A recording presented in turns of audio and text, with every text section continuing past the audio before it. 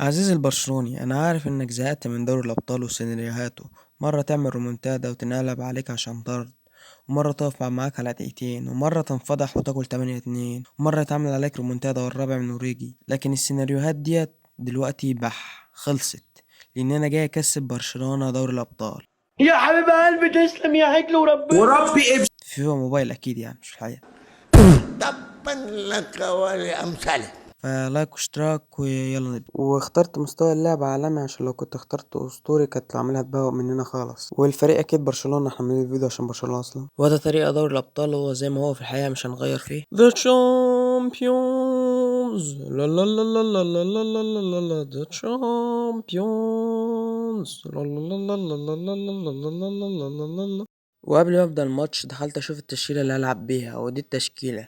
وهنا بعد ما عدلت على التشكيلة خليت بيدري وديونج يلعبوا خط نص بدل ارتكاز، ونزلت ليفاندوسكي بدل فران توريس، ونزلت كانسيلو بدل كوندي. يلا بقى نخش نلعب. ومباراة ذهاب دور الستاشر من دوري الأبطال، برشلونة ونيوكاسل. وهنا بداية الماتش من عند نيوكاسل.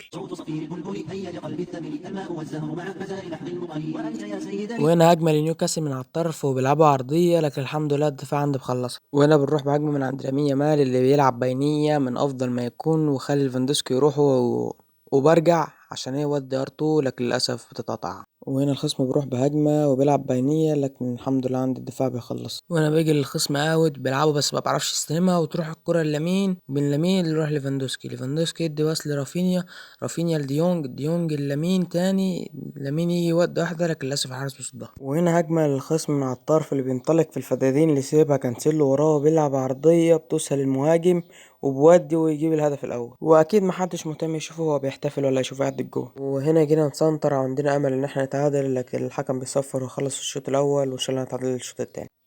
وبيبدأ الشوط التاني وعندنا امل ان احنا نتعادل. وهنا بتوصل الكرة لجواو كانسيلو، مبقاش عنده حل، بيوصلها لليفا، وليفا لداني اولمو، وداني اولمو لرافينيا على الطرف.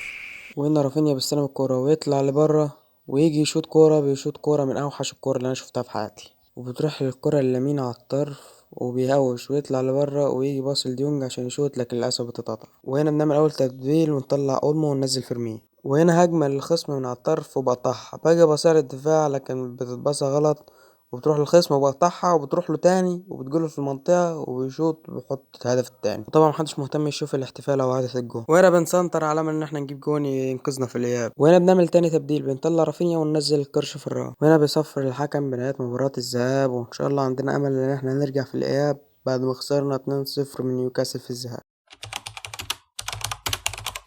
وإياب دور 16 من دوري أبطال، برشلونة ضد نيوكاسل، وبرشلونة عندها أمل إن هي تعمل رومنتادا بنسبة 100%. وهنا أول هجمة في الماتش في الدقيقة الخامسة عند رافينيا اللي بيديها لبالدي اللي بيروح ويطلع لبره ويدي الكرة لرافينيا في منطقة الجزاء اللي بيودي أرتو من أفضل ما يكون ويحط الهدف الأول في الدقيقة التامنة. وأكيد كلنا مهتمين نشوف هو بيحتفل 100% أكيد يعني.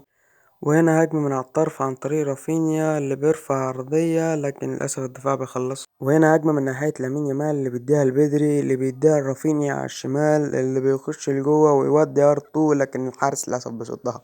وهجمة تاني من على الطرف من عند رافينيا اللي بيخترق ويروح ويطلع لبره وودي ارتو تاني اجمد من الاولاني ويسجل الهدف التاني في الدقيقة 45. وهنا بيسنتر نادي نيوكاسل والحكم بيصفر على طول. وبدأت الشوط التاني والنتيجة تعادل 2-2 بين نادي برشلونة ونيوكاسل. والتبديل المعتاد نطلع اولمو وننزل فيرمين. وهنا الخصم بيلعب عرضية، لكن الحمد لله خوان جارسيا بيصدها، ولكن بتطلع تسلل أصلا. وصفرة الحكم ونهاية الشوط التاني والمباراة بالتعادل، وكده هنروح لوقت إضافي، ولو تعادلنا هنروح بعدها ضربة جزاء.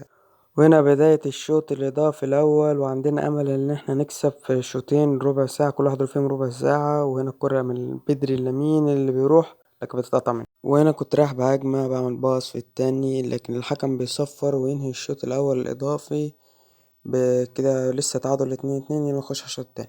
وهنا بروح بهجمة بلامين من على الطرف، لكنه مبقاش قادر يجري، فبديها البدري اللي بيرميها على الطرف الشمال لفيران توريس. هنا بيستلم الكرة فيران ويروح ويودي، لكن الحارس بيصدها للأسف.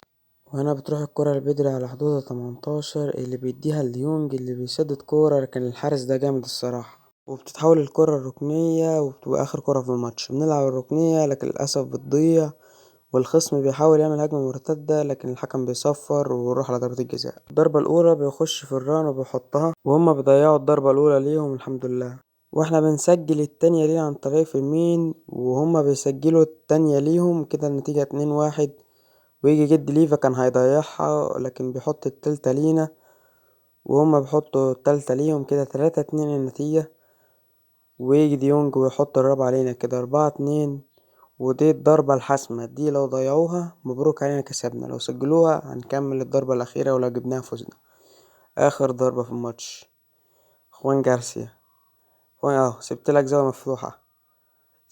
مفتوحة ضيعها الحمد لله. كده احنا صعدنا لدور ربع النهائي. كده نكون وصلنا لنهاية الفيديو. متنساش تعمل سبسكرايب، لايك، كومنت، شير، وتفعل زر الجرس عشان يوصلك كل جديد. واشوفك في ربع النهائي. سلام. اما نشوف هنلاعب مين في ربع النهائي كده. أنا مرض، أنا مرض، أنا مرض، أنا مرض.